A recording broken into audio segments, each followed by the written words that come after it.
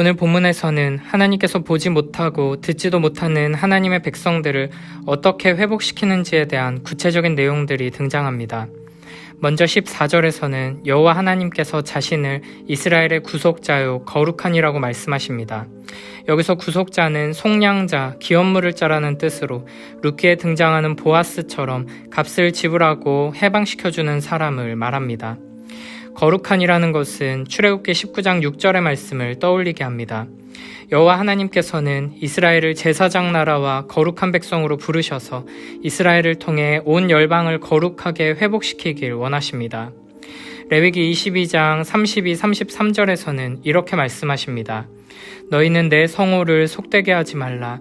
나는 이스라엘 자손 중에서 거룩하게 함을 받을 것이니라. 나는 너희를 거룩하게 하는 여호와요 너희의 하나님이 되려고 너희를 애굽 땅에서 인도하여 낸 자니 나는 여호와이니라. 아멘. 하나님께서는 이스라엘을 통해 영광 받으시기 위해 이스라엘을 선택하시고 구원하셔서 거룩하게 만드십니다. 그리고 이 거룩한 백성으로 하여금 온 세상을 하나님께로 이끄는 중보자의 사명을 감당하게 만드시는 것입니다. 하나님께서는 이를 위해서 이스라엘을 포로로 잡고 있는 바벨론에 사람을 보내십니다. 이에 모든 갈대아 사람들은 자기들이 연락하던 배를 타고 도망하게 됩니다. 여기서 연락하던 배는 바벨론 사람들이 사용하던 유람선을 의미합니다. 그들은 풍요와 평화를 누리며 즐기던 그 배를 타고 급하게 피난을 떠나는 처지가 될 것입니다. 15절에서는 이 모든 일을 이루시는 분이 누구신지에 대해 다시 강조합니다. 나는 여호와 너희의 거룩한 이요 이스라엘의 창조자요 너희의 왕이니라. 아멘. 이어서 16, 17절에서는 출애굽기 14장에 등장하는 홍해를 건너는 사건을 언급합니다.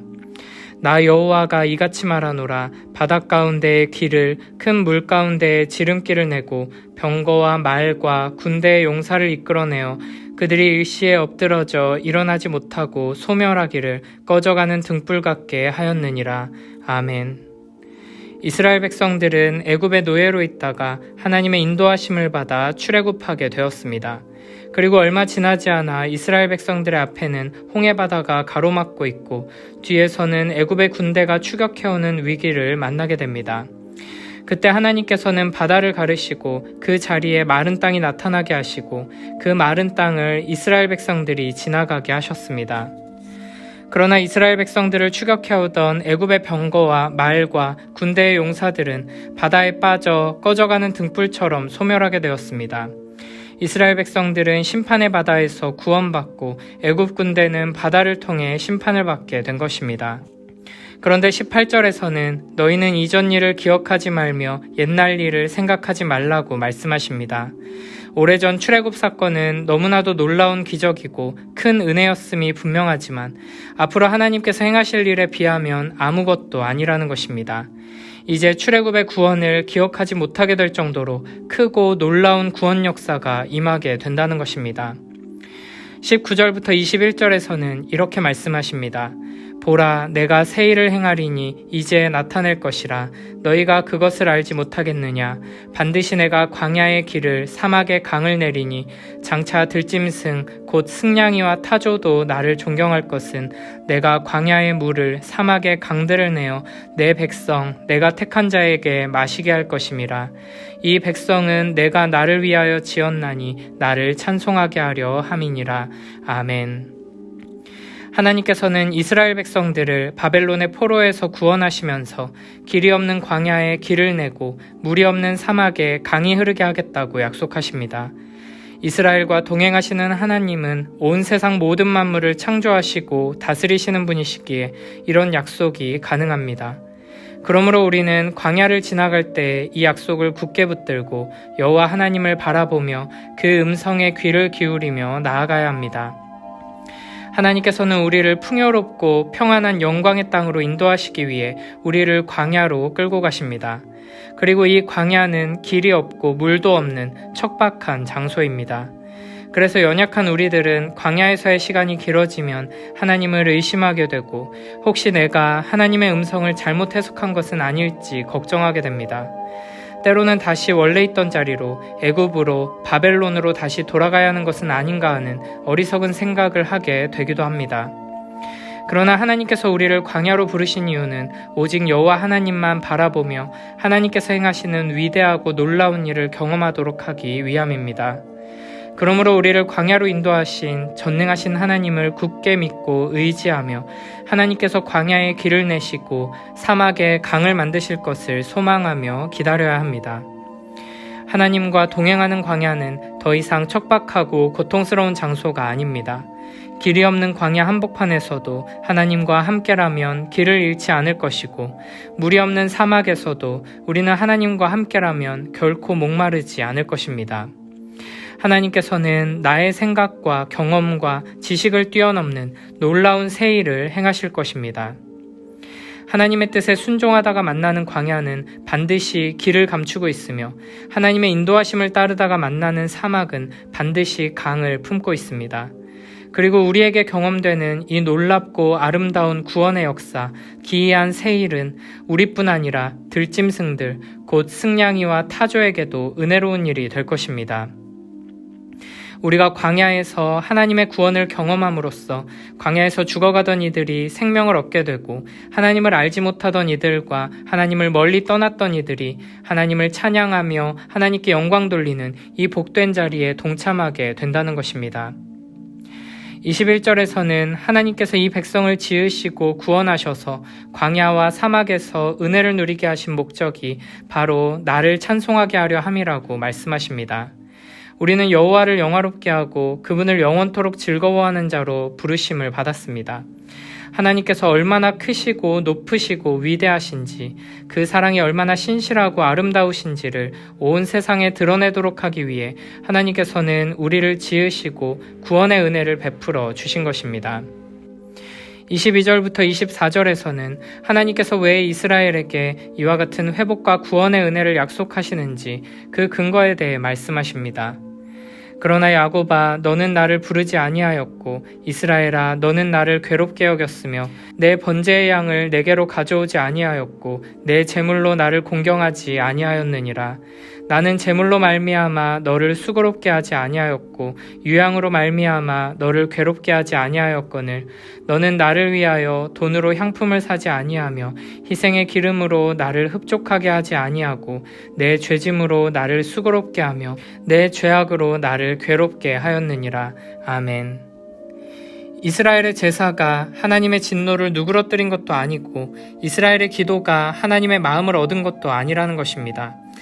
오히려 바벨론의 포로로 있는 동안 이스라엘은 하나님을 부르지도 않았을 뿐 아니라 하나님을 귀찮고 성가신 존재로 여겼습니다.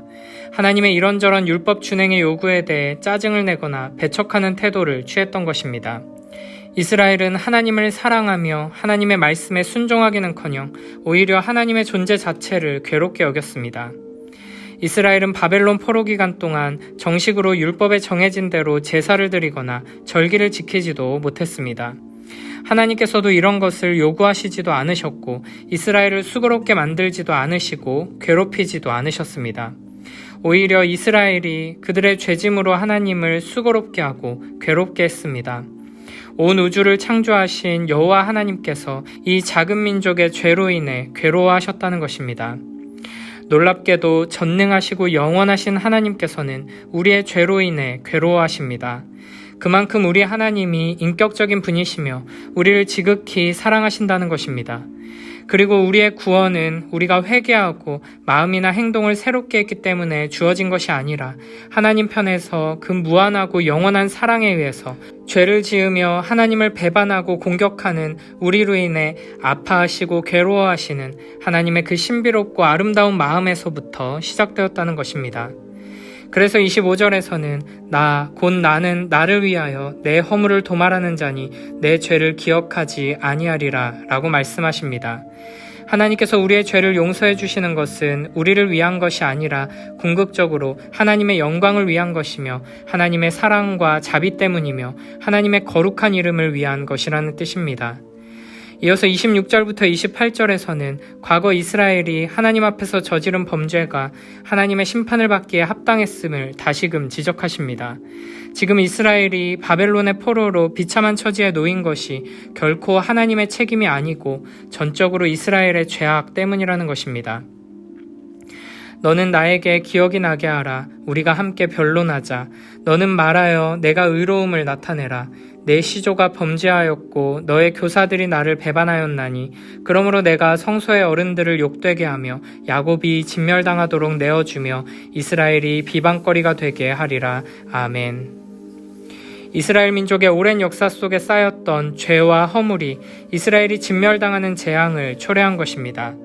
하나님께서는 이미 시내산 언약을 통해 약속하신 대로 징계와 심판들을 내리셨고 이스라엘은 그 언약적인 저주와 심판에도 불구하고 끝까지 회개하지 않아 결국에는 약속의 땅에서 쫓겨나기까지 한 것입니다.